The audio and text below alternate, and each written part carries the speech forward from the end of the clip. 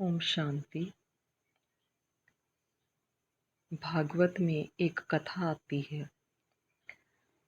बहुत समय पहले किसी राजा ने अपने राज्य में ब्राह्मणों के लिए भोज का आयोजन किया। बहुत दूर दूर से ब्राह्मण उस भोज में शामिल होने के लिए आए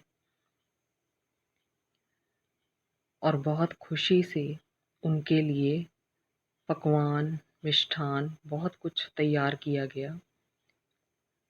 और जब वो ब्राह्मण पूरे आनंद से उस भोजन का आनंद ले रहे थे तो उसी समय एक गरुड़ आकाश में उड़कर जा रहा था और उसके मुंह में एक मरा हुआ सांप था। तो उस मृत सांप के मुंह से विष की कुछ बूंदें नीचे गिरी और एक ब्राह्मण की थाली में गई। उस ब्राह्मण ने उस भोजन को ग्रहण किया और उसकी मृत्यु हो गई। इस दृश्य को किसी ने नहीं देखा, लेकिन उस ब्राह्मण की मृत्यु तो हो ही गई। तो यमराज ने अपने यमदूत भेजे, अपराधी कौन है उसको लेकर आया जाए। तो यमदूत नीचे गए, लेकिन अपराधी किसे समझा जाए, क्या उस राजा को? लेकिन राजा को तो ये बात पता ही नहीं थी। तो क्या गरुड़ अपराधी था? लेकिन गरुड़ का तो भोजन ही सांप है और सांप को भी अपराधी नहीं माना जा सकता, क्योंकि सांप तो मृत था, पहले से ही मरा हुआ था। तो अपराधी कौन? इसी प्रश्न को लेकर यमदूत कई दिन घूमते रहे। तो कुछ दिनों के बाद उसी राज्य में उसी राजा से मिलने कुछ और ब्राह्मण आए। तो वहाँ पर एक स्त्री बैठी थी, तो उन्होंने उस स्त्री को पूछा कि यहाँ के राजा का महल कहाँ है। तो उस स्त्री ने कहा कि उधर उस राजा का महल है, लेकिन रुको, वहाँ जाना नहीं।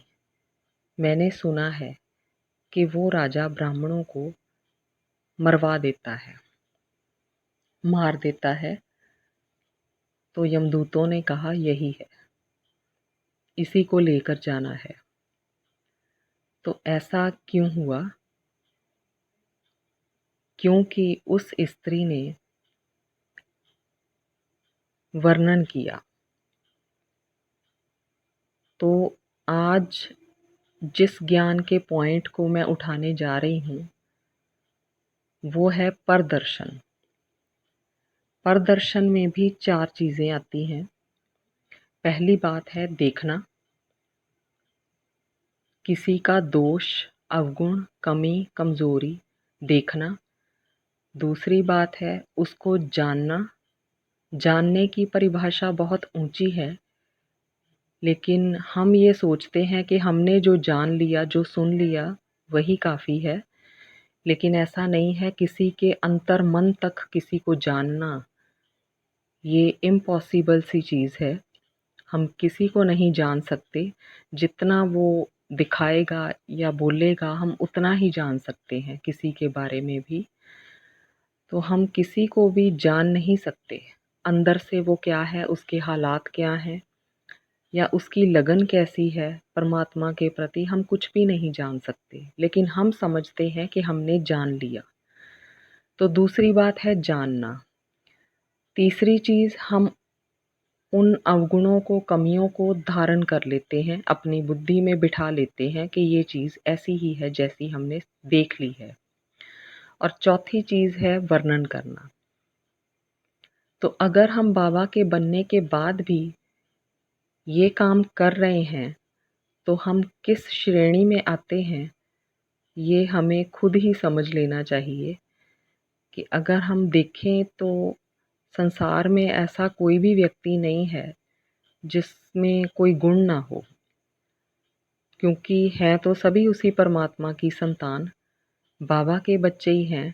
तो ऐसी कोई आत्मा हो नहीं सकती जिसके अंदर कोई भी गुण ना हो। लेकिन हम गुण नहीं देखते, हम अवगुणों को ही उठाते हैं और बाबा सिर्फ गुण देखते हैं, अवगुण छोड़ देते हैं। तभी इतने प्यार से हमें समझाते हैं। तो हम जब भक्ति मार्ग में भी थे तो देखो हम गाते थे, मुझ निर्गुण हारे में कोई गुण नाही।